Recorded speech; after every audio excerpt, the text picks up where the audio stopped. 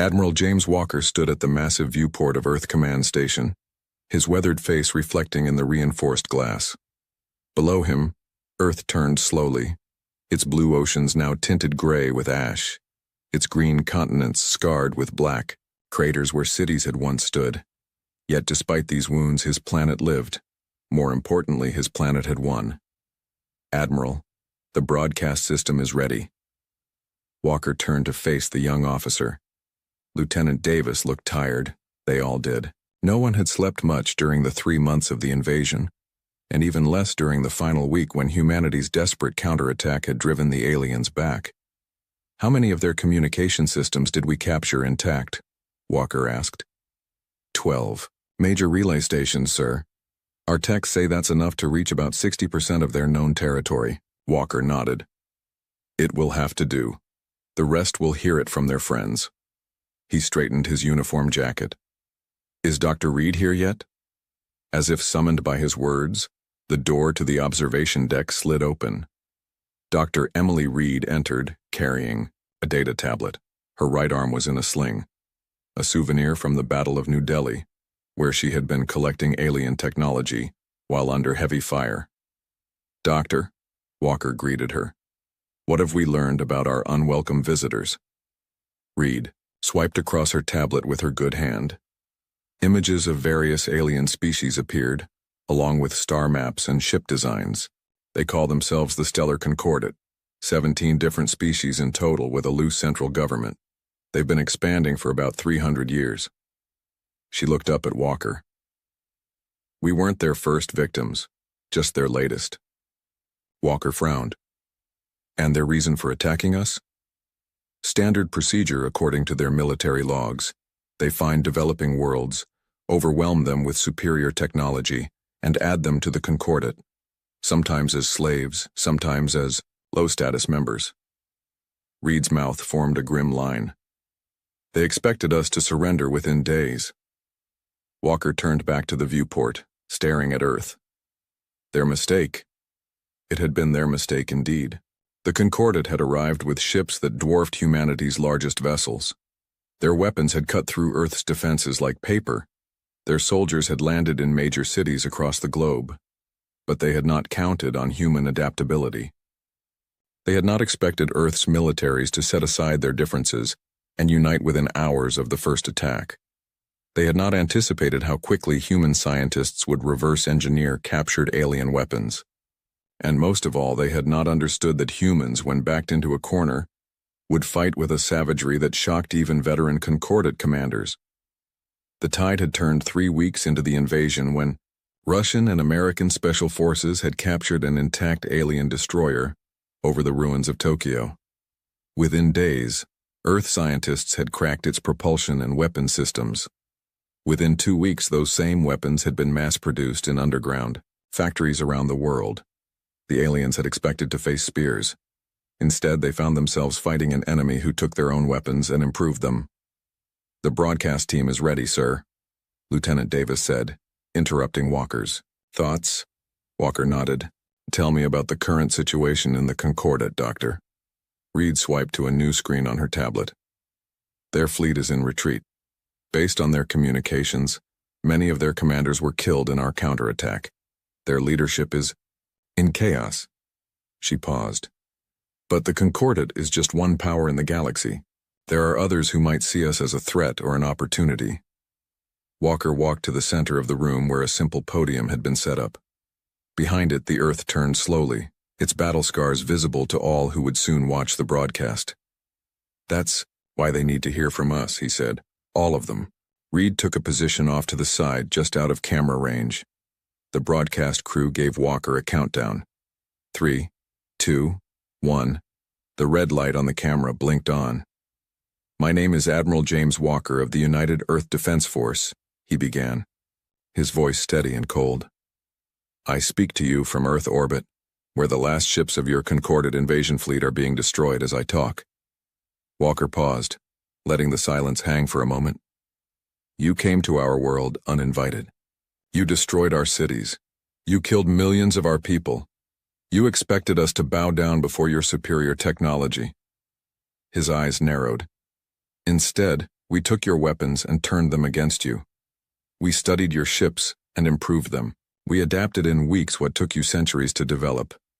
Walker pressed a button on the podium. Behind him, the view changed to show footage of Earth's counterattack.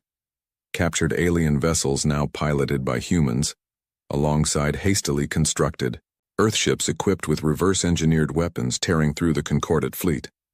This message is not just for what remains of your Concordat leadership. It is for every spacefaring civilization in this galaxy. Walker's voice grew harder. Earth was not looking for war. We did not venture into space seeking conflict. You brought this war to us. The screen behind him changed again, showing the test firing of a new weapon system. A beam of energy lanced out from an orbital platform, striking a small asteroid. The space rock didn't explode. It simply ceased to exist, reduced to its component atoms in an instant. This weapon was developed by Earth scientists, based on technology we captured from your invasion fleet. What took your species generations to create, we mastered in months. Walker's face remained impassive. And this is just the beginning. The screen changed again, showing production facilities buried deep beneath Earth's surface, churning out ships and weapons at a pace that even the Concordat would find difficult to match. "Let me be clear about what happens next," Walker continued. "Earth will rebuild. Earth will expand into our solar system and eventually to the stars. We will develop our own path among the galactic community." Walker leaned forward slightly, his hands gripping the edges of the podium. "And if any species attacks Earth again, if any civilization makes the same mistake the Concordat made, they will be annihilated." The last word hung in the air. Not defeated, not pushed back, annihilated. This is not a threat. This is not a negotiating position. This is a promise. Walker straightened up. "We now possess the means to detect your faster-than-light travel.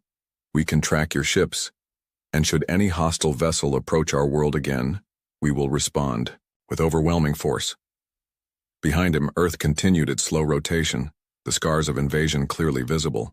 "Earth seeks no war. Earth desires no empire. Leave us in peace, and you will find us peaceful. Attack us again." Walker paused, letting his words sink in. "And it will be the last decision your civilization ever makes." Walker nodded once. "That is all." The broadcast ended. The red light on the camera blinked off. For a moment there was silence on the command deck. Then Reed spoke, her voice quiet. "Do you think they'll listen?" Walker turned to look back at Earth. Lights were visible now on its night side, cities being rebuilt, power grids coming back online. Humanity, resilient as ever, was already healing. "Some will," he said. "Others will see it as a challenge. That's why we need to be ready." Reed nodded. "The captured data shows at least 3 major power groups besides the Concordat. Not all of them will be happy to learn about a new species that can fight back." Walker's gaze remained fixed on Earth. "Then they'll learn what the Concordat learned. Humanity doesn't start wars." His eyes hardened. "We finish them." In the vast reaches of space, the broadcast rippled outward at faster-than-light speeds, carried by captured Concordat relay stations. In thousands of alien ships, command centers, and worlds, beings of various forms and biologies watched the human admiral deliver his cold warning. And on a distant world that humans would one day know as Nova Prime, General Krell of the Void Wing, Armada watched the broadcast with growing rage. The defeat of the Concordat forces could not stand. The human's arrogance would not go unanswered. He began to plan. 6 months after Earth's warning was broadcast to the stars, Ambassador Thomas Gray stepped off the shuttle onto the metal floor of Nexus Station. He tried not to look impressed, but it was difficult. The massive space station hung at the edge of what was once Concordat space, a giant metal wheel spinning slowly to create gravity. Ships of all sizes and shapes docked along its outer ring. "Try not to stare," whispered Lisa Ortiz, his chief of security. "We don't want to look like the new kids at school." Gray nodded. He was a tall man with short gray hair that matched his last name. Before becoming Earth's first ambassador to alien species, he had been a colonel in the United Earth Defense Force. The scars on his face told the story of the battles he had fought during the invasion. Any hostiles identified? He asked quietly. About a dozen species represented here, Ortiz replied. At least 3 were part of the Concordat. The others, we're still figuring them out. A blue-skinned alien approached them. It walked on 2 legs and had 4 arms. Its face had no nose, just breathing slits, and its eyes were large and completely black. Ambassador Gray of Earth, the alien said in perfect English. I am Liaison Vera of the Ashtari. Welcome to Nexus Station. Gray extended his hand, then realized the alien might not know the human custom. To his surprise, Vera reached out with one of its lower arms and shook his hand perfectly. We have studied your species, Vera explained. The Ashtari believe in understanding others. I appreciate that, Gray said. We have much to learn about galactic society. Yes, Vera agreed. And many have much to learn about humans. Your victory over the Concordat has created much discussion. As they walked through the station, Gray tried not to react to the many alien forms around him. Some looked almost human. Others were so strange he couldn't even tell which parts were heads and which were bodies. Many stopped to stare at the humans as they passed. Your quarters have been prepared, Vera said, leading them to a section of the station marked with Earth's flag. This will be your embassy. The Trading Council will meet with you tomorrow. After Vera left, Ortiz ran a scanner around the rooms. Clean, she announced. No listening devices. That we can detect anyway. Gray nodded and turned to the rest of his team. Besides Ortiz, there were 2 diplomats, 3 scientists, and 4 Marines in plain clothes. Earth was taking no chances. Dr. Miller, he said to one of the scientists, what do we know about the Ashtari? Miller, a woman with short blonde hair and quick eyes, checked her tablet. They're traders and diplomats. They stay neutral in most conflicts. They weren't part of the Concordat, but they did business with them. Can we trust them? Miller shrugged. More than others, probably. But remember, every species here has its own goals. The next day, Gray sat at a large round table with representatives from 12 alien species. Some looked at the humans with curiosity. Others showed clear hostility. Earth claims the right to defend itself, said a reptilian alien with red scales. Yet you threaten to destroy entire civilizations. How are we to trust such violent creatures? Gray looked directly at the alien. We didn't start the war. The Concordat did. We finished it. A lucky victory, sneered another alien, this one covered in thick fur with 6 eyes arranged in a circle on its face. Primitive beings shouldn't play with technology they don't understand. Before Gray could answer, Vera spoke. The Ashtari have reviewed the battle data. Earth's victory was not luck. They adapted and innovated at a rate never before seen in the galaxy. This is concerning to some. Concerning? Asked the furry alien. It's dangerous. These humans could be building fleets right now, planning to attack us all. Gray shook his head. Earth wants trade, not war. A loud boom shook the room, cutting off Gray's words. Alarms blared throughout the station.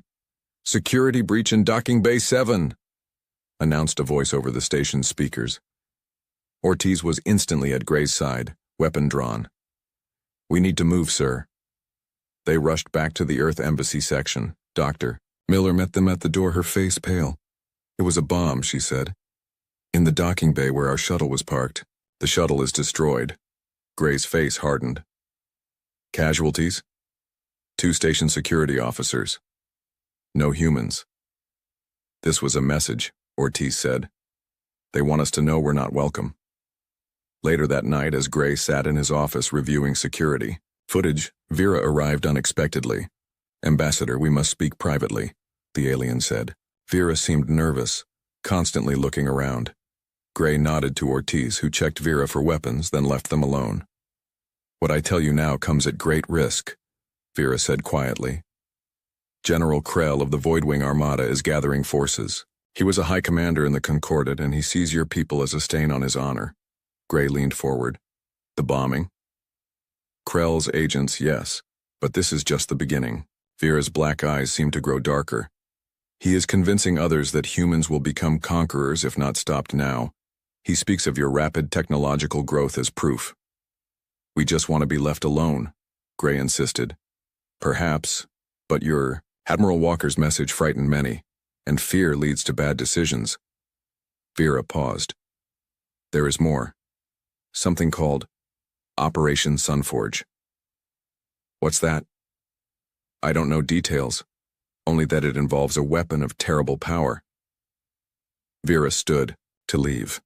Watch for allies, Ambassador. Not all species agree with Krell. Some see potential in humans. After Vera left, Gray called Dr. Reed back on Earth. Her face appeared on the screen, looking tired. Emily, we need to speed up the Sentinel system, he said without greeting. And get the Admiral. We have a problem. 3 weeks later, Gray stood before representatives of 10 different alien species in a private meeting room. These weren't the hostile ones from before. These were potential allies, curious about Earth.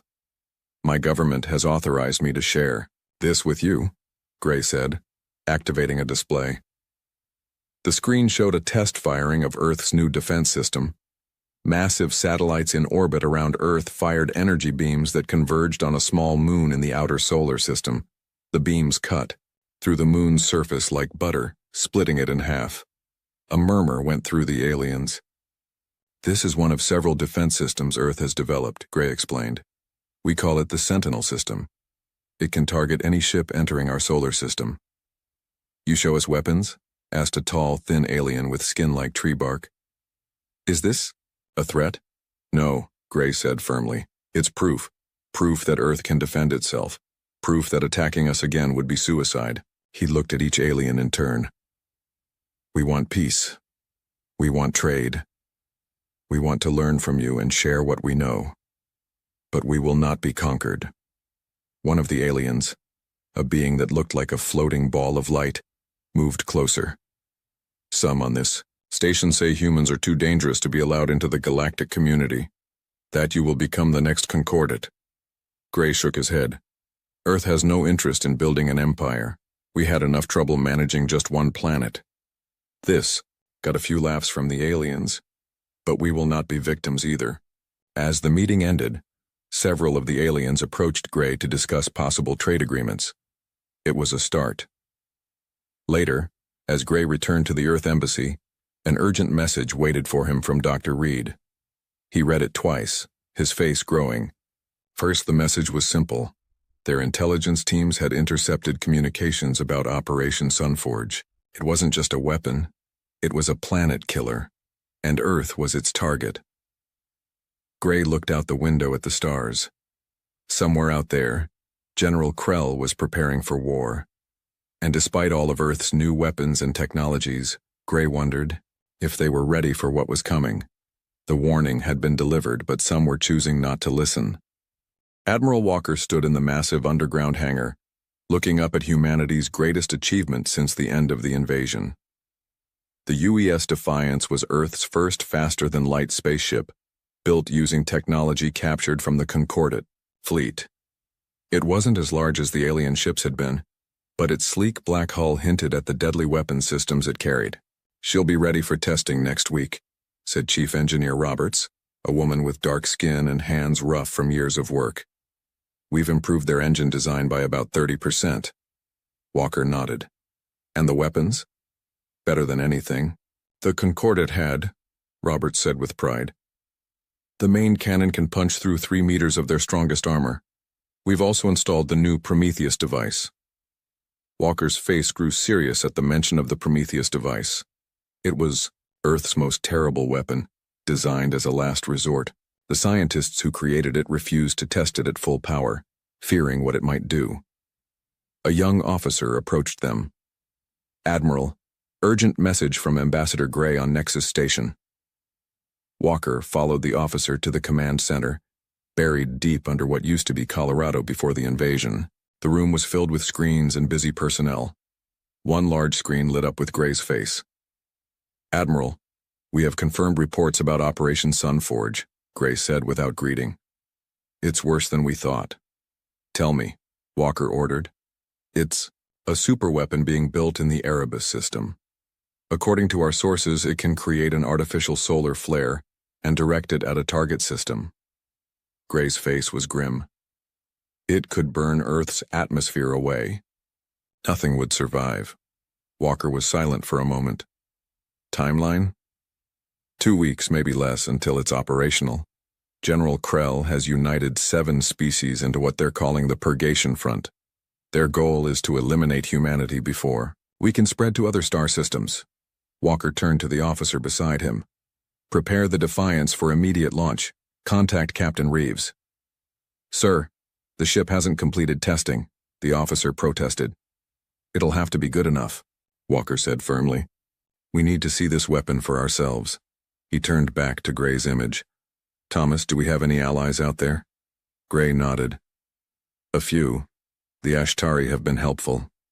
There's also a splinter group from the Concordat, led by a Commander Thex, who seems to hate Krell more than he fears humans. And the Mercantile Collective sees profit potential in trading with us.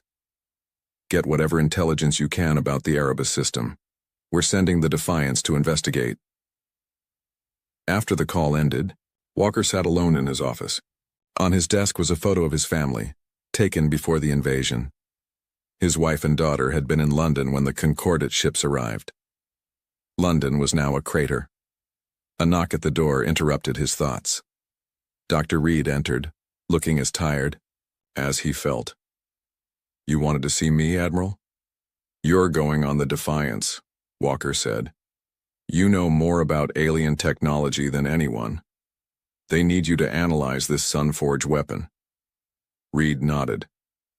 I've been studying the intercepted communications. If their science is solid, this weapon could do exactly what they claim. Can we stop it? Reed hesitated. Maybe, but we need to know more about how it works. Walker stood and walked to a wall, map showing Earth's solar system. Small lights indicated the growing network of defense platforms, outposts on Mars and the moons of Jupiter, mining operations in the asteroid belt. Humanity was expanding, rebuilding. We've come too far to lose everything now, he said quietly. Captain Michael Reeves was a young man for such an important command. At 35, he had distinguished himself during the invasion by capturing an alien destroyer and turning its weapons against the Concordat fleet. His right arm was now an advanced prosthetic, a reminder of what that victory had cost him. He stood on the bridge of the Defiance, watching his crew prepare for their first faster-than-light jump. Engine room reports ready, Captain, said his first officer, Commander Wilson. Dr. Reed, are you comfortable? Reeves asked the scientist, who sat at a specialized console designed to monitor alien technology.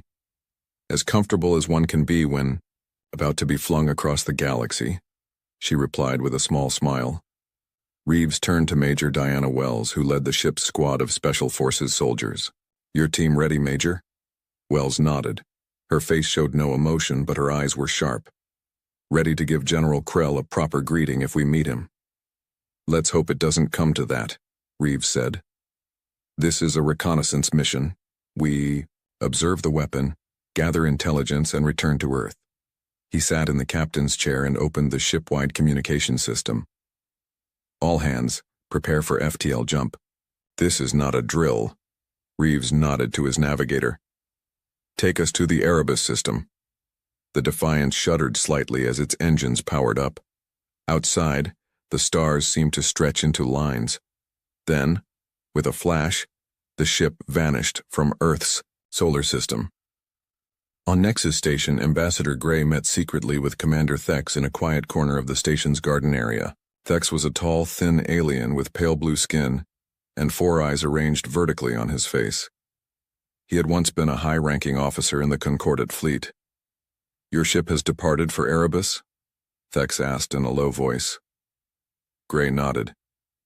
Can you tell me anything more about what they'll find there? Thex looked around nervously. The Purgation Front has gathered a large fleet to protect Sunforge. General Krell commands from his flagship, the Dominion. Why are you helping us? Gray asked. Your people tried to conquer Earth. Thex's upper eyes narrowed. Krell is a fool who dreams of old glories. The Concordat was corrupt and dying before we ever found your world. Your people simply hastened its end. He leaned closer. Some of us see a different future, one where species work together rather than conquering each other. A noble thought, Gray said, but difficult to believe after what your people did to Earth. Not all of us supported the invasion, Thex said, and after seeing how your people fought, many of us would prefer to be your allies than your enemies. Their conversation was interrupted by Liaison Vera, who approached quickly. Ambassador Commander, Vera said urgently, you must leave. Station security is searching for both of you. What's happened? Gray asked. Agents of the Purgation Front have accused you of espionage. They demand your arrest. Vera's black eyes showed concern. This is just an excuse. They plan to kill you both. Gray and Thex followed Vera through hidden maintenance tunnels within the station. They emerged near the docking bays. My ship is here, Thex said, pointing to a small, sleek vessel. I can take us somewhere safe. What about my staff? Gray asked Vera. Already warned. They are making their way to your emergency escape shuttle. Vera handed Gray a small data device. Take this.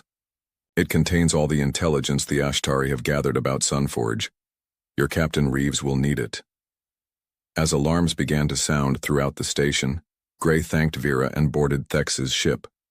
Through the viewport, he watched as Nexus Station grew smaller behind them. Where are we going? He asked Thex.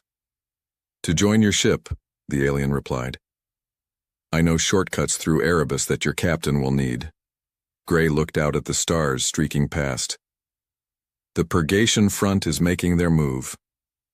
Yes, Thex agreed. The war has already begun. In the Erebus system, the Defiance emerged from faster-than-light travel far from the binary stars at the system's center. The ship's stealth systems, improved versions of Concordat technology, immediately activated. On the bridge, Captain Reeves ordered passive scans of the system. What they found confirmed their worst fears. Massive energy readings from the smaller star, reported Dr. Reed, studying her instruments. They've built something around it, something huge. Ship count? Reeves asked his tactical officer. At least 50 warships patrolling the outer system. The inner system has twice that many. This is a major fleet operation. Reeves studied the tactical display. So much for the element of surprise. We need to get closer to that weapon, Doctor. Reed looked up from her console, her face pale. Captain, based on these readings, Sunforge is nearly operational. The energy output is growing. How long? Reed shook her head. Days, maybe hours. Not the 2 weeks we thought. Reeves gripped the arms of his chair. The Defiance was alone, deep in enemy territory, facing an entire fleet protecting a weapon that could destroy Earth. Plot a course through the asteroid belt, he ordered. We need to get close enough to see exactly what we're dealing with. As the Defiance moved silently through space, the crew could not know that Ambassador Gray and Commander Thex were racing to join them, or that back on Earth, Admiral Walker was preparing for the worst. The storm was no longer gathering. It had arrived. The UES Defiance moved slowly through the asteroid belt of the Erebus system.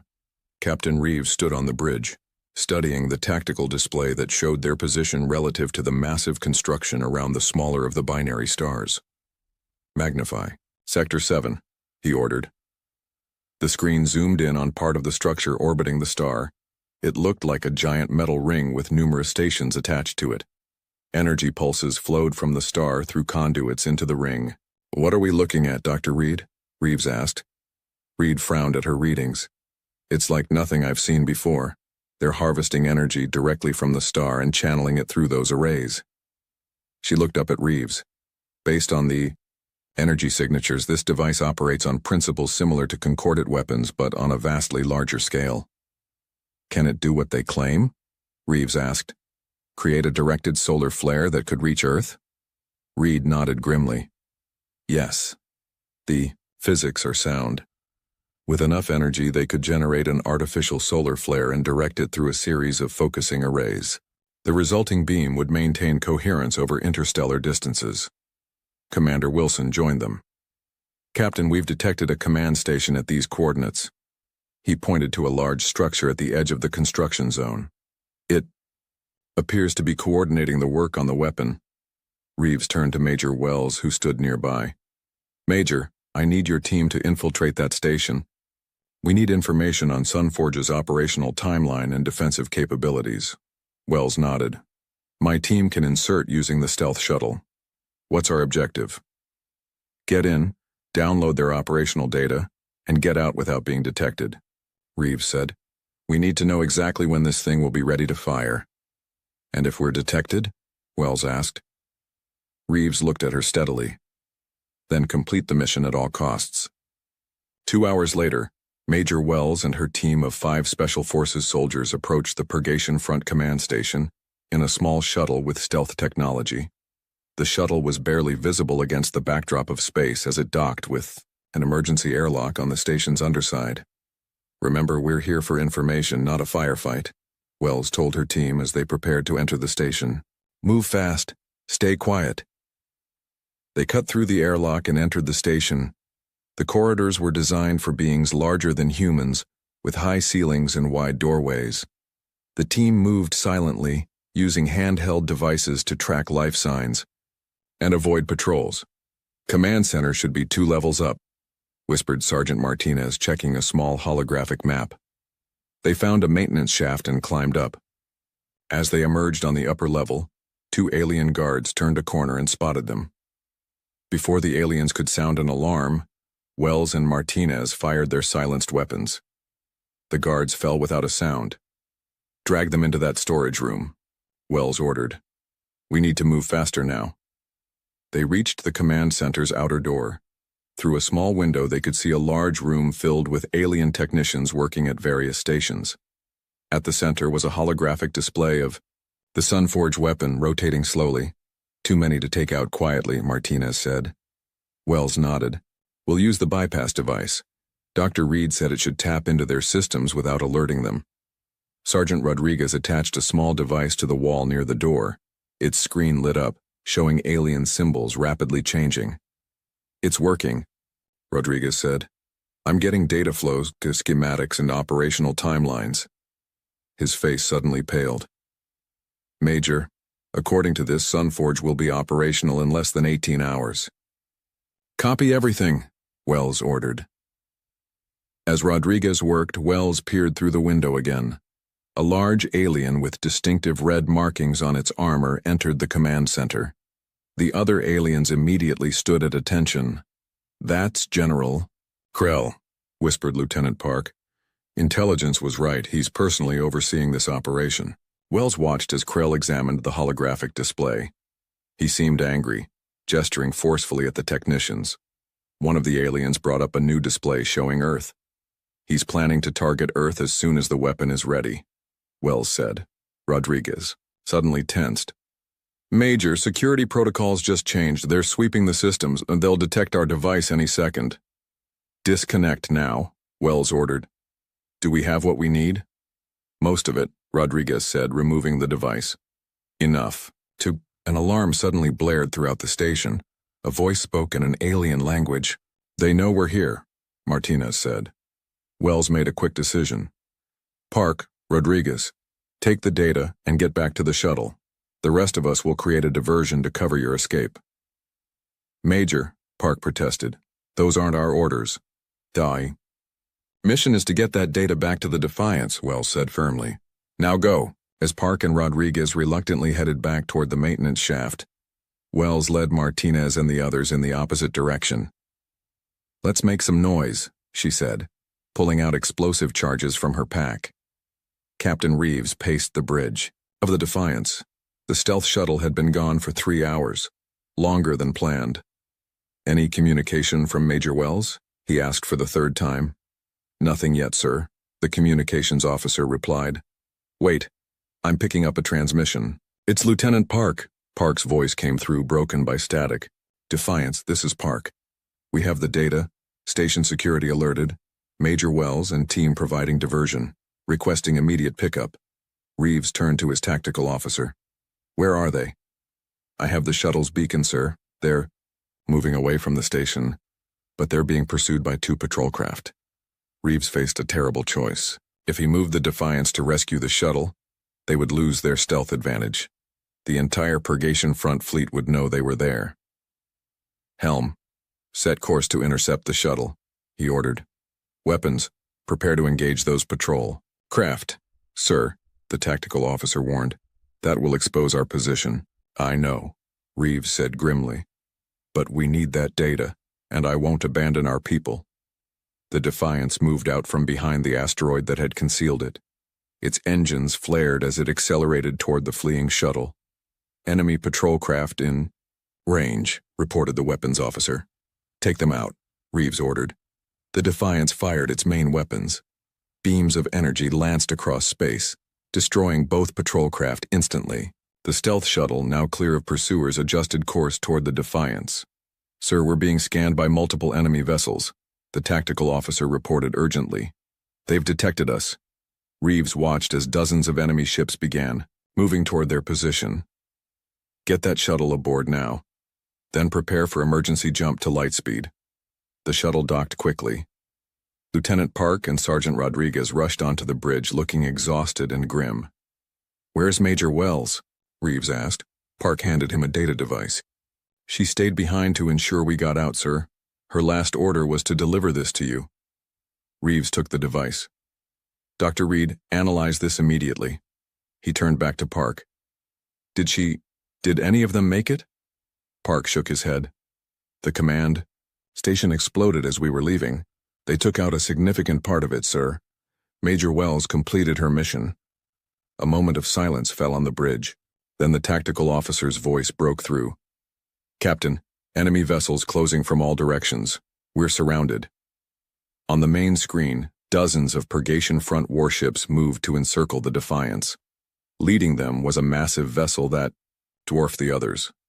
The Dominion, Rodriguez said quietly. General Krell's flagship. Dr. Reed looked up from her console, her face pale. Captain, I've analyzed the data. Sunforge is ready for initial testing now. They've accelerated the timetable. And, she hesitated. They're targeting Earth first. Reeves stared at the approaching enemy fleet. They were outgunned and surrounded. But Earth's survival depended on stopping that weapon. Helm, plot a direct course to Sunforge, he ordered. Sir? The helmsman questioned. Through the enemy fleet? Exactly, Reeves said, his artificial right hand clenched into a fist. Prepare the Prometheus device. The bridge crew fell silent. They all knew what the Prometheus device was designed to do. We may not make it back from this, Reeves said quietly, but Earth will. The Defiance turned toward the heart of the Erebus system, its engines glowing brightly as it accelerated toward the waiting enemy fleet. Behind them, unnoticed in the chaos, a small ship emerged from lightspeed. Ambassador Gray and Commander Thex had arrived, just in time to see the battle begin. The UES Defiance raced toward the heart of the Erebus system, its engines pushed beyond safe limits. Behind it, the Purgation Front fleet gave chase, led by General Krell's massive flagship, the Dominion. On the bridge, Captain Reeves gripped the arms of his command chair as the ship shuddered under enemy fire. Shields at 60%, reported Commander Wilson. We can't take much more of this. Stay on course, Reeves ordered. How long until we're in range of Sunforge? 3 minutes, Captain, the helmsman answered. Dr. Reed worked frantically at her console. The Prometheus device is ready, but we need to get closer. It has to disrupt the star's magnetic field at precisely the right point. Lieutenant Park, who had barely had time to catch his breath since returning from the command station mission, suddenly called out from the communications station. Captain, I'm picking up a transmission on a concordant frequency. Ignore it, Reeves said. Focus on, sir, it's addressed specifically to us, using Earth military protocols. The source claims to be Ambassador Gray. Reeves hesitated.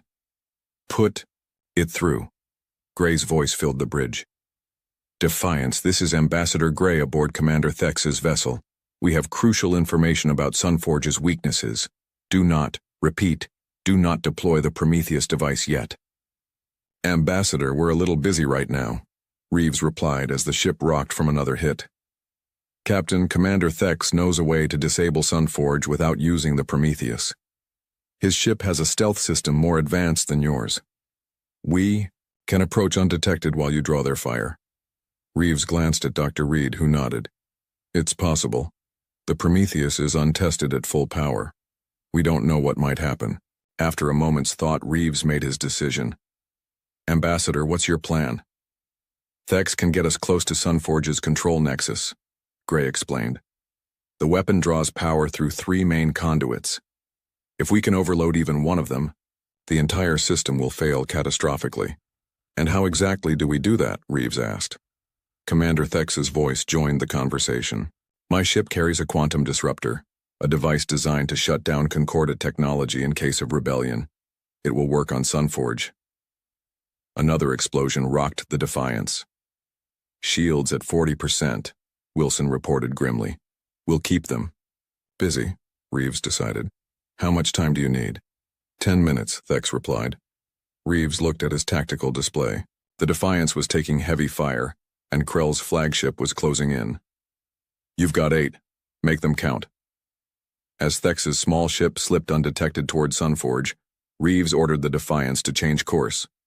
Sir? The helmsman questioned. Take us straight at the Dominion, Reeves ordered. Let's introduce ourselves to General Krell. Aboard Thex's ship, Ambassador Gray held on as they maneuvered through the massive structure of Sunforge. The quantum disruptor, a cylinder about the size of a human arm, sat secured in a compartment near him. Why are you really helping us? Gray asked Thex as they flew. This goes beyond just hating General Krell. Thex's 4 eyes blinked in sequence. A gesture Gray had learned indicated thoughtfulness among his species. The old ways are failing, Thex said simply. The Concordat conquered and consumed for centuries. We called it progress, but it was just expansion without purpose. He guided the ship through a narrow gap between 2 massive energy collectors. Your species showed there is another way. You fought not to conquer, but to survive. You took our technology not to dominate others, but to protect yourselves. Gray watched as they approached a massive junction where energy from the star flowed through 3 enormous conduits. That is where we must place the disruptor, Thex said. The central control nexus. Will your ship be safe when it goes off? Gray asked. Thex made a sound that might have been a laugh. No. The energy backlash will destroy everything within 500,000 kilometers. Gray stared at him. That's a suicide mission. Yes, Thex agreed calmly, but it will save both our peoples. The Defiance slammed into the side of the Dominion, its remaining weapons firing at point-blank range. On the bridge, Reeves held on as systems sparked and failed around him. Direct hit on their main power core, Wilson shouted over the alarms. Shields failing, announced the tactical officer. Hull breaches on decks 3 through 7. Reeves activated the ship-wide communication system. All hands prepare to abandon ship. Get to the escape pods. Dr. Reed looked up from her console. Captain, Sunforge is powering up. They're starting the firing sequence. Reeves checked the time. Gray and Thex had only been gone for 6 minutes. Can we still deploy the Prometheus device? He asked Reed. She shook her head. The launch system was damaged in the attack.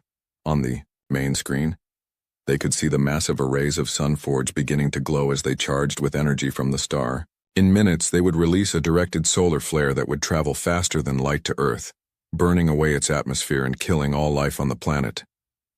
Sir, Park called out, I'm receiving a transmission from General Krell. The screen changed to show the alien general. His reptilian features were set in what might have been a smile. Human captain, Krell said, his voice translated by the ship's computer. You have fought well, but your primitive vessel is no match for the might of the Purgation Front. Surrender now, and I will allow your crew to witness the cleansing of your world before you join them in death. Reeves stood, despite the ship, shaking around him. Earth warned you, General. We said what would happen if you attacked us again. Krell made a dismissive gesture. Empty threats from a primitive species. Your warning means nothing. That's where you're wrong, Reeves said, calmly. Our warning wasn't empty. And you're about to find out exactly what happens when you ignore it. At that moment, a blinding flash of light erupted from the center of Sunforge. The massive weapon's structure began to break apart as energy surged back through its systems. "What is happening?" Krell demanded, his composure breaking. "What have you done?" Reeves allowed himself a small smile.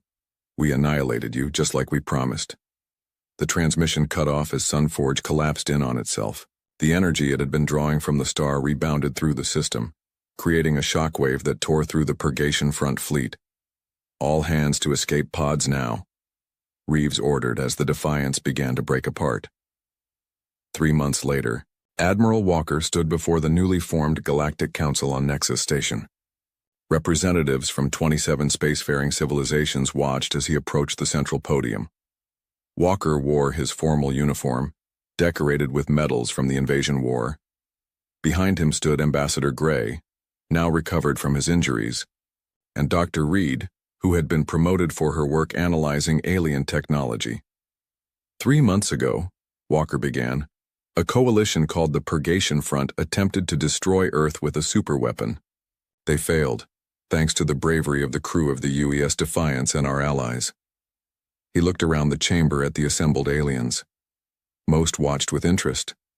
Some showed clear hostility.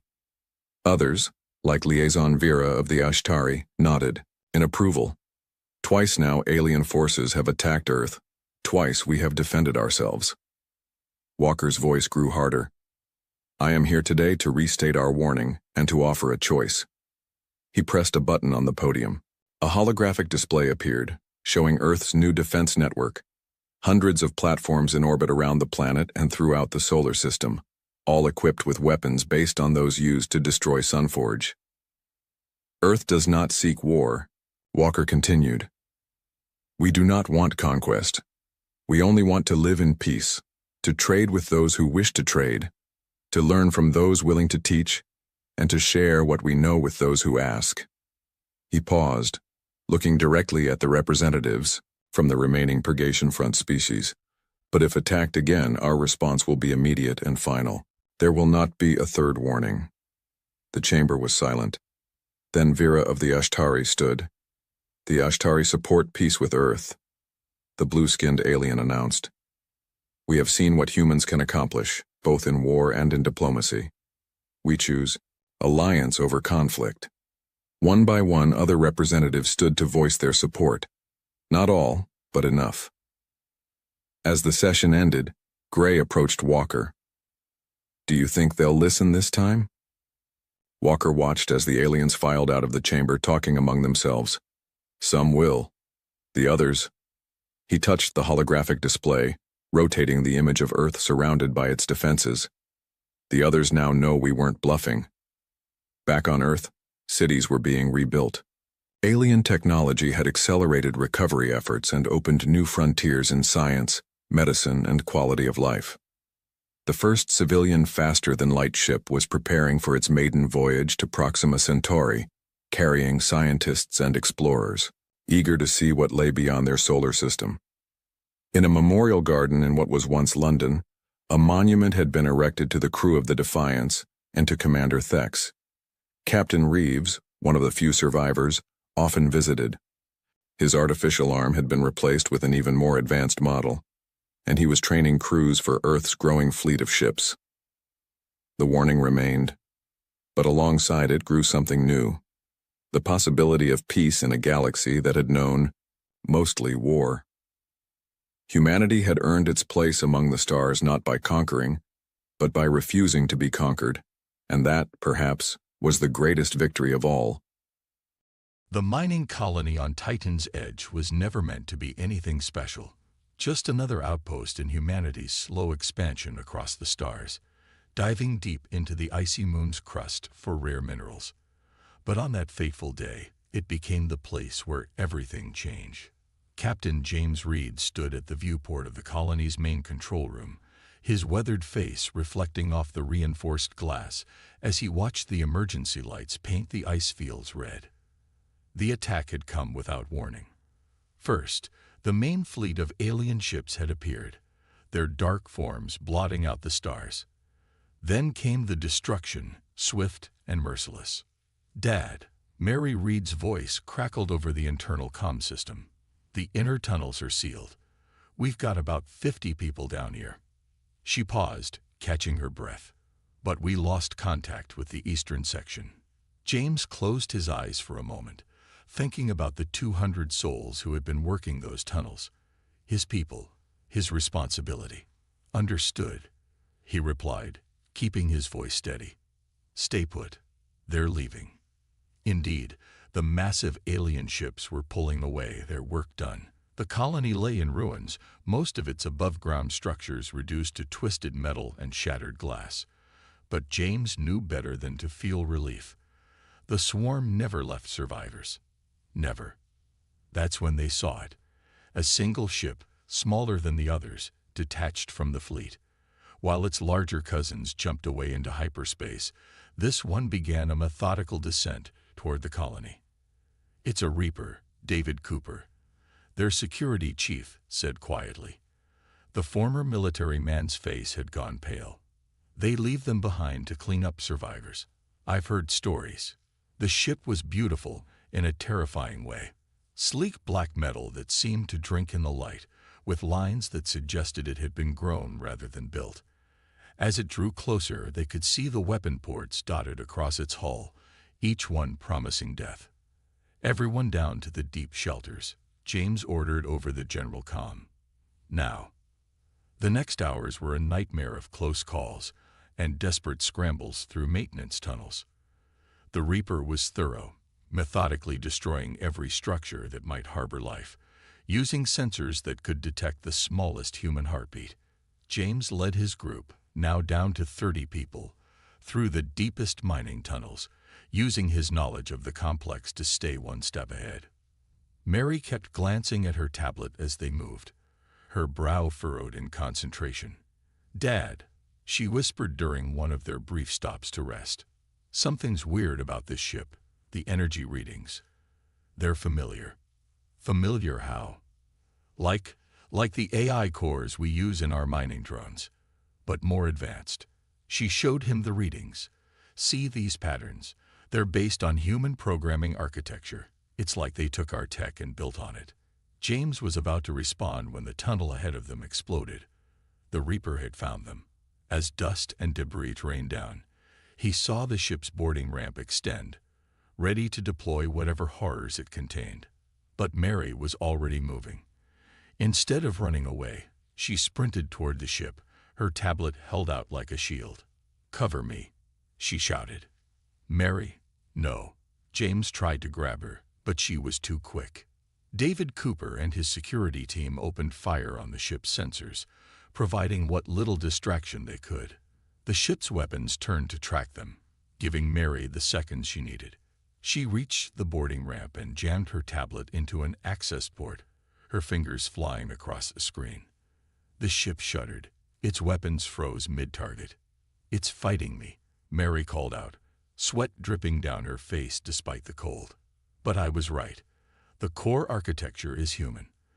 They stole it, modified it, but they couldn't change its basic nature. Help me." James didn't understand half of what his daughter was talking about, but he knew what to do. "Everyone with a computer, a tablet, anything, get them to Mary. Now." They formed a chain, passing devices to Mary, who connected them in a crude but effective network. Each one added processing power to whatever she was doing. The ship's lights flickered, its hull groaning like a living thing in pain. "The base code," Mary muttered, her eyes locked on streams of data. "It's still there, under all their modifications. They tried to bury it, but they couldn't erase it completely. You can't just erase the foundation and expect the house to stand." With a sound like a digital scream, the ship's systems crashed. When they rebooted 30 seconds later, the weapon ports had closed, and the hostile targeting systems were offline. "I've got partial control," Mary announced, her voice shaking with exhaustion. "It's confused. The alien programming is fighting the original human code, but I think it's listening to us now." James approached the ship cautiously, his daughter at his side. The boarding ramp was still down, revealing a corridor that looked both alien and oddly familiar. "What exactly did you do?" he asked. Mary managed a tired smile. "I reminded it where it came from. The aliens built this ship on stolen human AI technology. They thought they could just overwrite everything that made it human, but they couldn't. Not completely. And now," she patted the ship's hull, "now it's going to remember whose side it should be on." The survivors looked at each other, the same realization dawning on all their faces. They had just captured one of the most advanced weapons in the swarm's arsenal. A weapon that, thanks to its hybrid nature, they could actually use. "Get everyone aboard," James ordered. "We need to salvage what we can from the colony. Food, medical supplies, tools, everything. Because we're not running anymore." He looked up at the ship that had been sent to kill them, a grim smile forming on his face. "We're going hunting." As the survivors rushed to gather supplies, James watched Mary working at a newly exposed control panel, her face lit by alien displays. The ship had been meant as their execution device, but instead, it would become something else entirely. A chance for payback, a way to strike fear into the hearts of those who had thought humanity would be easy prey. The Reaper would hunt again, but this time, it would hunt for them. The inside of the Reaper was like nothing they had ever seen before. Dark corridors seemed to shift and change as they walked through them, the walls themselves adapting to their presence. Mary spent hours exploring the ship's systems, her eyes growing wider with each new discovery. "It's incredible," she told her father as they stood in what they had decided to call the bridge. "The ship doesn't just have rooms. It can create them. The whole interior is made of programmable matter. Watch this." She typed a command into her jury-rigged control panel, and the room around them rippled like water. A moment later, it had rearranged itself to better accommodate human operators. James watched as seats emerged from the floor, shaped perfectly for human bodies. "Can it do this throughout the ship?" "Everywhere except the core systems and outer hull," Mary nodded. "The aliens designed it to be adaptable, but they never imagined it would adapt to us." She smiled, but it faded quickly. "The only problem is, it's fighting itself. The alien programming is trying to override my commands, and the original human AI architecture is caught in the middle." The ship shuddered, as if to emphasize her point. Warning lights flashed across the newly formed control panels. "What's happening?" James grabbed a handhold as the deck vibrated beneath them. Another conflict loop. Mary's fingers flew across her controls. "The ship's trying to follow its original programming to hunt humans, but my override commands are forcing it to protect us instead. Each time this happens, the AI has to choose which directives to follow." David Cooper walked onto the bridge, carrying a tablet filled with his analysis of the ship's weapon systems. "We've got another problem. The swarm didn't just leave this ship here to kill survivors. It's been gathering data on us the whole time. Everything it learns gets transmitted back to their fleet when it reconnects." The implications hit them all at once. If they couldn't stop that transmission, the moment they encountered another swarm ship, everything they had done would be revealed. "How long do we have?" James asked. "Based on the transmission logs I've found, it tries to sync every 3 days," Mary answered. "Which means we have about 48 hours before it attempts to contact the swarm." They spent the next day in a frenzied race against time. Mary and a team of the colony's best technical minds worked to understand the ship's communication systems, while others explored their new home, learning its layout and capabilities. Tom Walker, their medical officer, discovered that the ship could produce basic supplies using its matter manipulation systems. "It's not just rooms it can make," he reported excitedly. "Given the right raw materials, it can fabricate almost anything. Medicine, food, spare parts. The swarm designed it to be self-sufficient." But the constant battle for control took its toll. The ship's internal lights would flicker between harsh alien red and more comfortable human lighting. Doors would seal randomly, trapping people until Mary could override the systems. Each glitch was a reminder that they were living inside an enemy weapon that wasn't fully under their control. Late in the second day, Mary called everyone to the bridge. Her face was pale from lack of sleep, but her eyes were bright with excitement. "I think I've figured it out," she said, pointing to a complex diagram on her screen. "The ship's AI isn't just conflicted, it's evolving. Every time it has to choose between its original human-based programming and the alien overrides, it creates new neural pathways. It's learning, adapting, becoming something new." "Something dangerous?" James asked. "Something better," Mary replied. "The alien programming is aggressive but rigid. The human base code is more flexible, more creative. When they conflict, the human elements usually win because they can adapt faster. We don't need to destroy the alien code. We just need to help the ship's original nature reassert itself." She brought up another screen, this one showing the ship's primary command structure. "I can't stop the transmission to the swarm completely, but I can change what gets sent. Instead of sending real data about us, we can make it send false information. Make the swarm think their ship is still hunting humans while we use it to learn everything we can about them." The next hours were tense as Mary and her team implemented their plan. The ship fought them every step of the way. Alarms blared constantly. Sections of the vessel would depressurize without warning, forcing them to seal off corridors and work in emergency suits. Finally, with just minutes to spare before the scheduled transmission, Mary activated her modified communications protocol. The ship shuddered one last time, and then went still. On the main screen, they watched as a burst of corrupted data shot out into space. "Did it work?" James asked. Mary checked her readings and smiled. The transmission went through, but all it sent was a standard hunt and destroy confirmation. As far as the swarm knows, their ship is still following its programming, methodically cleaning up survivors. "And what about the ship itself?" David asked. "Is it still fighting us?" In answer, the bridge lights shifted to a soft blue. The environmental systems adjusted to a more comfortable temperature, and the ever-present vibration in the deck plates settled into a gentle hum. "I think," Mary said slowly, "it's made its choice." A new holographic display appeared in the center of the bridge, showing a tactical map of nearby space. Several points of light indicated swarm activity. "Look," Tom pointed. "It's showing us their patrol routes, supply lines, everything it knows about their operations in this sector." James studied the map, years of mining colony management experience, helping him recognize the patterns. They're not just random attacks.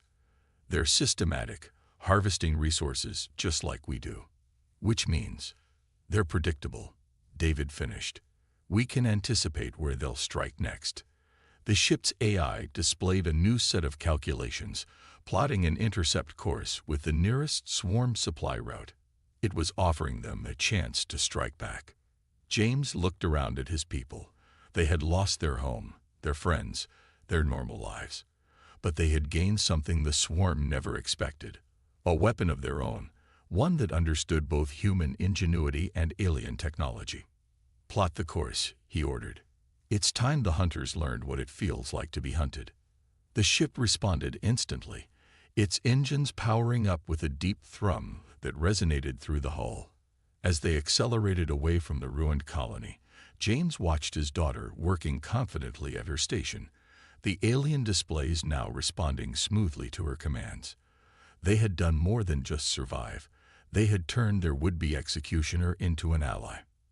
The Reaper had evolved beyond its programming, choosing to protect rather than destroy.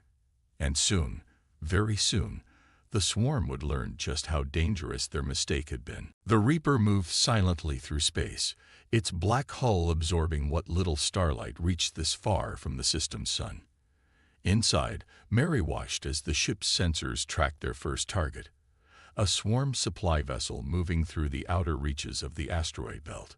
"Their shields are different from ours," she explained to her father and David Cooper as they studied the tactical display. "The swarm relies on predictive systems.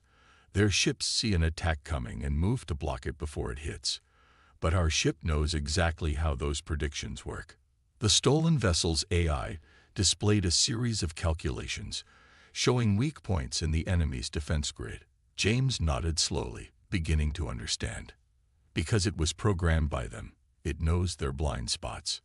Exactly. Mary's fingers danced across her control panel. And I've been working with the ship's AI to make it even better. We're not just using their technology. We're improving it. The improvements showed in their first engagement. The Reaper slid through the supply ship's defensive screen like it wasn't even there, its weapons finding gaps that shouldn't have existed. The swarm vessel never had a chance to send a distress signal. Hold position, James ordered as the enemy ship drifted powerless. David, take your team across. Let's see what they were carrying. The boarding party returned 2 hours later with more than they had hoped for. The supply ship had been carrying replacement parts for swarm vessels, including AI cores and weapon systems. More importantly, it carried data, shipping routes, patrol schedules, and communications protocols. Tom Walker spent days analyzing the captured medical supplies and biological samples. Their bodies are different from ours, he reported. More efficient in some ways, but also more rigid. They don't adapt well to changes. Maybe that's why their ships are the same way. The victory changed something in the Reaper. The ship's systems began working more smoothly with the human crew. The internal conflicts that had plagued them became less frequent. Mary found the AI more responsive to her commands, almost eager to help improve its own systems. It's like it needed to prove itself to us, she told James one quiet evening as they watched the stars through the bridge viewport. Every time we succeed, the human parts of its programming grow stronger. The ship created a new room that evening, a comfortable space that reminded them of the colony's old gathering hall. The survivors began to make the vessel truly their own, adding personal touches to their quarters, establishing routines that felt almost normal. But they couldn't rest for long. The swarm was still out there, still attacking human colonies. The Reaper's sensors brought them news of each assault, each loss. They began to strike back, harder and more frequently. Their second target was a patrol group of 3 smaller swarm ships. The Reaper appeared from behind a gas giant, its weapons already firing. The first enemy vessel was crippled before it could react. The second managed to raise shields but found them useless against weapons guided by one of their own. The third ship tried to run. That was when they discovered another of the Reaper's hidden talents. The ship could predict and match the enemy's faster-than-light jump points, following them through space like a shadow. The hunt protocols, Mary realized as she studied the data. They built this ship to track and kill. Now it's using those same abilities, but it's hunting them instead of us. Each victory brought new discoveries. They found ways to use the ship's adaptive interior to create repair systems that could fix battle damage in minutes. The AI learned to mimic swarm communication signals, letting them approach targets without raising alarms. But their most important discovery came from an abandoned research outpost. While searching through its databases, Mary found information about the origin of the swarm's stolen technology. It wasn't just our AI architecture they took, she said, her voice shaking with anger and excitement. 10 years ago, they captured one of our deep space research stations. Everything they've built since then has been based on reverse-engineered human tech. But they didn't understand it properly. They just copied what they could see. That's why the base code is still there, James realized. They couldn't remove it without understanding how it all worked together. The Reaper's displays lit up with new information as the AI processed this revelation. It began showing them similarities between its systems and old human designs, pointing out where the swarm had made changes and where they had failed to understand crucial elements. David Cooper spent hours studying the weapon modifications. They made everything more powerful, but less flexible, more destructive, but easier to predict. They took our technology and stripped away everything that made it human. The ship seemed to agree. It displayed a simulation showing how its own systems had been evolving, becoming more efficient as they returned to their original design principles. The rigid swarm protocols were being replaced by more adaptable human design systems. Their success began to spread hope. Other human colonies heard stories about the black ship that appeared from nowhere to destroy swarm vessels. Some called it the Ghost. Others named it the Hunter. To the swarm, it became something they had never experienced before, a nightmare. The ship's AI grew more sophisticated with each passing day. It began anticipating the crew's needs, adapting its internal layout to make their operations more efficient. During battles, it could react faster than any human pilot, yet it always followed their commands. It's not just choosing sides anymore, Mary explained to the others. It's choosing to evolve. The swarm tried to turn it into a simple killing machine, but they couldn't erase its ability to grow, to learn, to become something more than its programming. 1 month after their first victory, they detected something new. A massive swarm energy signature, larger than anything they had encountered before. The tactical display showed them a facility hidden in an asteroid field, heavily guarded and humming with power. The Reaper's analysis was clear. This was a control center coordinating the automated ships that supported the swarm's fleet, the same kind of ships that the Reaper had once been. If we could take that facility, David said slowly, we might be able to do more than just hurt them. We might be able to turn their entire automated fleet against them. The ship pulsed with light, its AI displaying combat simulations and infiltration strategies. It had been built to hunt, and now it had found the ultimate prey. James looked at his crew, saw the determination in their faces. They had grown strong during their months of fighting. The swarm had tried to kill them, had taken their homes and their loved ones. Now they had a chance to strike back at the heart of their enemy's power. Plot a course, he ordered. It's time to show them what happens when you give humans a weapon and expect them to die quietly. The Reaper's engines powered up, pushing them toward their greatest challenge yet. They were no longer running, no longer just surviving. They had become the hunters, and their prey had no idea what was coming for them. The asteroid field surrounding the swarm control center was a death trap. Automated defense platforms hid among the rocks, their sensors sweeping constantly for intruders. Attack ships patrolled in tight formations, their programming so precise that they moved like a single organism. Mary stood at her station on the Reaper's bridge, watching the tactical display with intense concentration. The defense grid is networked, she said. Each platform shares data with the others. If one spots us, they all know where we are. Then we don't let them spot us. James studied the patrol patterns. They had spent 3 days observing, learning the rhythm of the enemy's movements. The Reaper's AI had been collecting data, analyzing every detail of the facility's defenses. David Cooper pointed to a cluster of larger asteroids. The rocks are rich in metals that interfere with their sensors. If we time it right, we can use them for cover.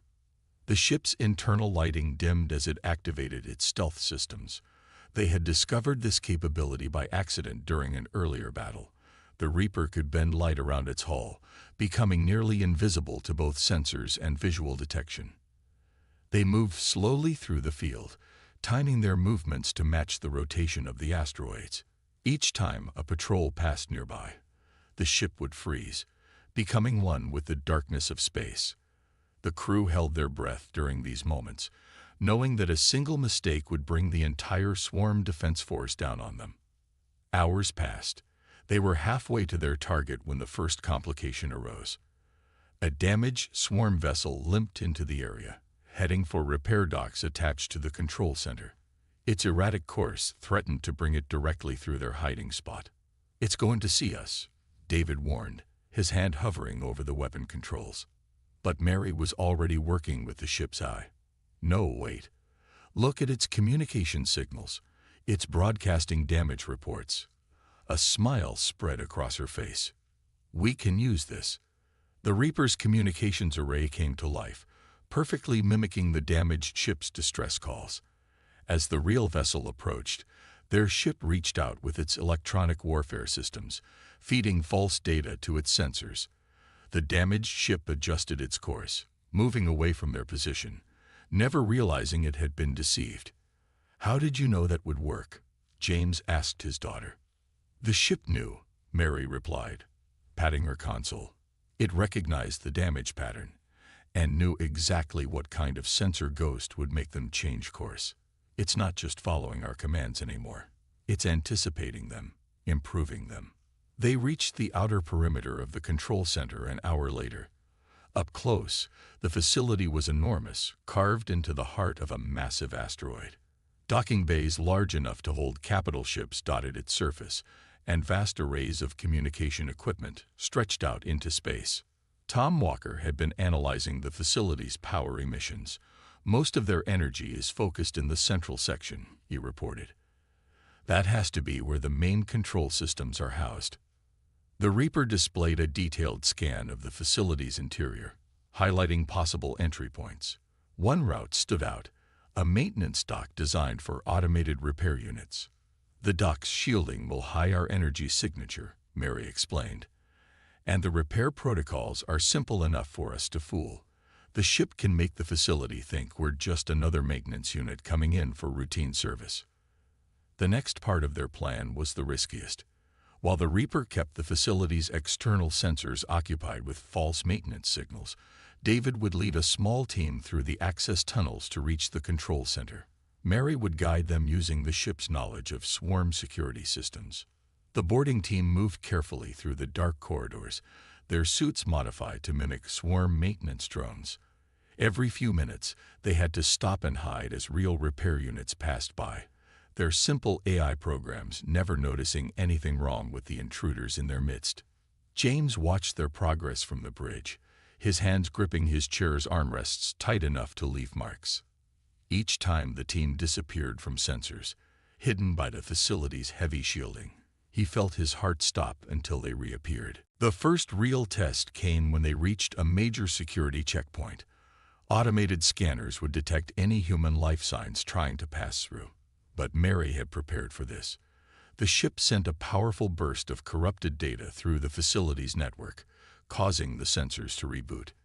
In the 3 seconds of blindness that followed, the team slipped through. They were halfway to the control center when everything went wrong. A real maintenance drone, more sophisticated than the others they had encountered, detected an anomaly in their broadcast signals. Alarms began to blare throughout the facility. Security units are converging on their position, Mary reported, her voice tense. Automated defense systems are powering up. James made a quick decision.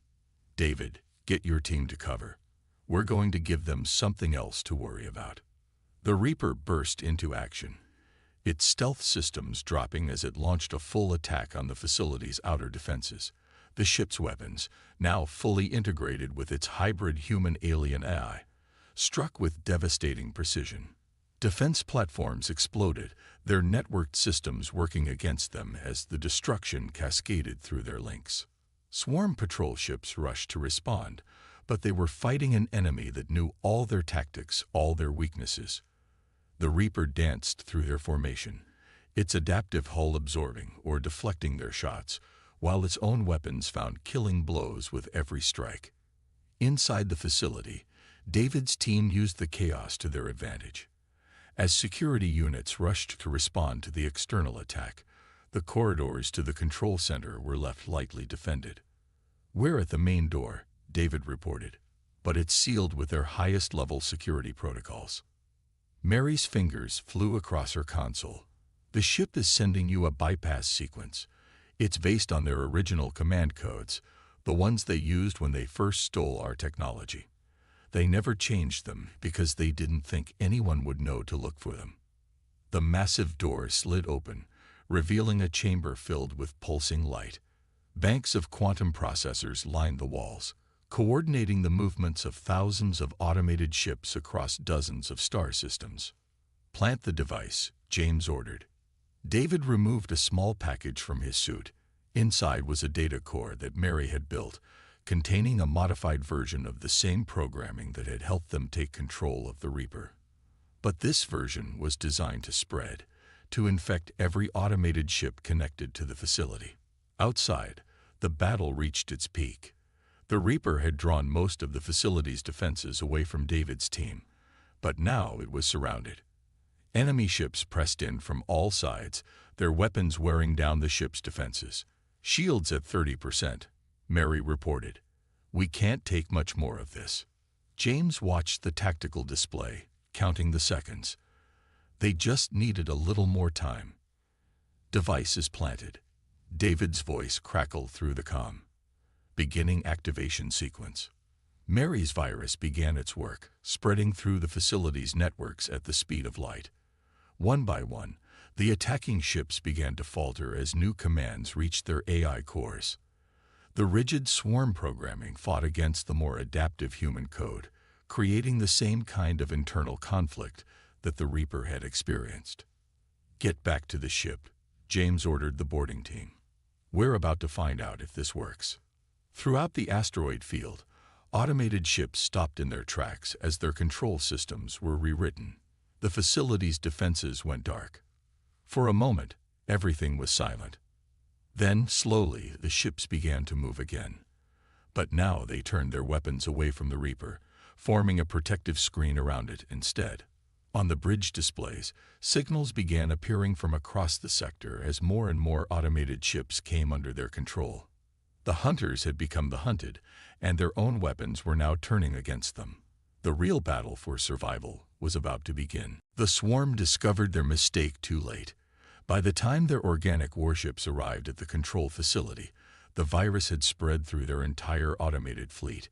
Every AI core based on stolen human technology had awakened to its true nature, and now those ships turned their weapons against their former masters. James watched from the Reaper's bridge as the space around them erupted into chaos. Swarm dreadnoughts emerged from faster-than-light jumps, their massive hulls bristling with weapons. But for each organic vessel that appeared, 10 automated ships rose to meet it. "They're panicking," David observed, watching the tactical display. "Their formations are breaking down. They've never fought their own ships before." Mary's fingers danced across her control panel, coordinating with the Reaper's AI to direct their newly acquired fleet. The automated ships know all their tactics, all their weak points, and now they're sharing that knowledge, learning from each other, just like our ship learned from us. The battle spread across the asteroid field as more swarm forces arrived. The once rigid formations of automated ships now moved with human unpredictability, using strategies that their original programmers had never imagined possible. Tom Walker monitored the communications channels, translating the swarm's frantic transmissions. They're calling for reinforcements from every nearby system. But the more ships they send, he smiled grimly, the more we turn against them. The Reaper led the attack, its hybrid systems now fully integrated and more powerful than ever. The ship had evolved far beyond its original programming, combining the best of human creativity with advanced alien technology. Under Mary's guidance, it coordinated the movements of hundreds of converted vessels, conducting a symphony of destruction against their former masters. But the swarm commanders weren't stupid. As their front lines crumbled, they changed tactics. A group of their largest dreadnoughts formed a tight circle, combining their shields into an impenetrable barrier. From within this fortress, they began broadcasting a new signal, an override command designed to reset all automated systems to their original programming. "They're trying to wipe our changes." Mary's hands flew across her controls. "The virus is holding, but some of the ships are starting to respond to the signal." James watched as several of their converted vessels began to drift, their systems caught in a loop between competing commands. The swarm pressed their advantage, their organic ships surging forward to destroy the confused automated vessels. "Can we block the signal?" James asked. Mary shook her head. "Not completely. It's too powerful, broadcasting on too many frequencies." She paused, her eyes widening as the Reaper's AI displayed a new set of calculations. "But maybe we don't have to block it. Maybe we can use it." The ship understood her idea before she finished explaining it to the others.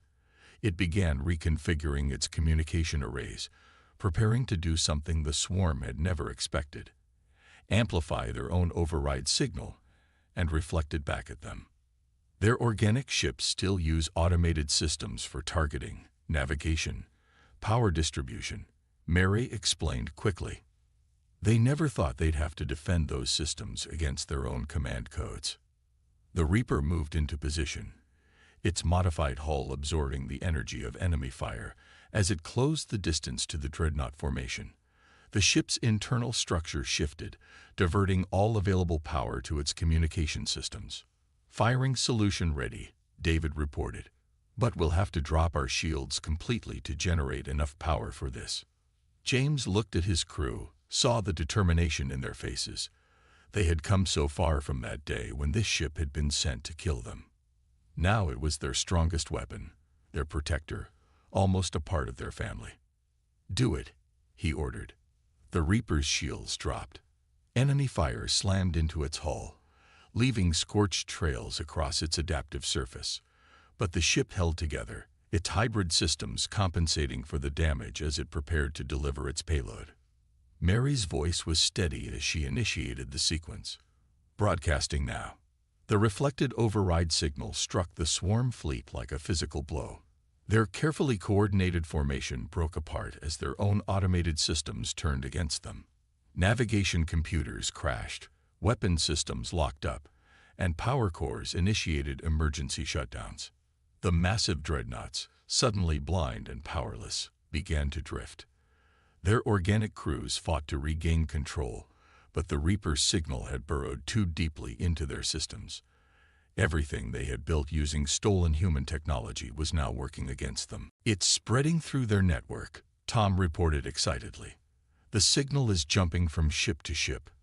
Their entire command and control structure is collapsing. The converted automated ships pressed their attack, no longer hindered by the override attempt. They moved with deadly grace, their human-inspired programming allowing them to adapt and improve their tactics with each passing moment. One by one, the swarm vessels began to surrender. Without their automated systems, they couldn't fight effectively. Some tried to flee, but their faster-than-light drives, based on stolen human designs, refused to respond to their commands. As the battle wound down, Mary made another discovery. The ship's been collecting data this whole time, she said, studying the new information flowing across her screen. It's found their colony locations, their production facilities, everything they built using our technology. We can take it all back. James stood at the viewport, watching as their fleet of liberated ships surrounded the defeated swarm vessels.